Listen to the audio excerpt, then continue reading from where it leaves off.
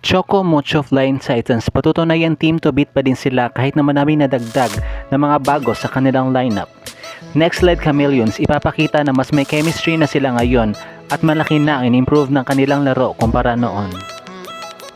What's good, PVL fans? It's good to be back with you here on Powerhouse Volleyball PH. Kindly do subscribe to my channel at pakihit na din ang notification bell para ma-notify ka sa aking mga bagong uploads.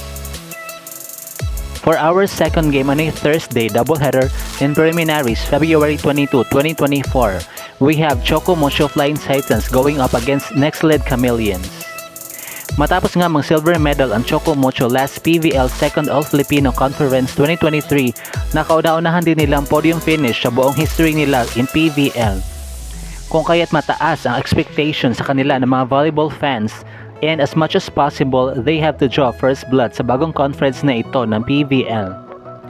Kahit na lumipat na sa kanilang sister team ang isa sa pioneers ng Flying Titans na dati nilang team captain who is BDL, veteran libero nilang si Denden Lazaro Revilla at ang kanilang darling na si Caitlin Veray. Gayunpaman, sabi nga nila kapag may umaalis, may dumadating na bago, kaya naman itong mga nakaraang linggo ay nagdagdag na din sila ng standouts na galing sa iba't ibang koponan, which are Mars Alba, Bia General, Mean Mendres, at ang veteranang si Royce Tabino.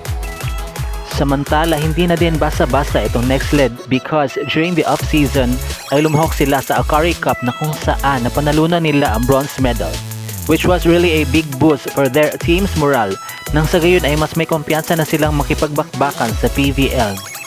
Subalit marami din ang nalungkot dahil sa pag-alis ng kanilang energizer na si Judith Abil na tinaguri ang cheerleader ng kanilang koponan and also Janine Navarro.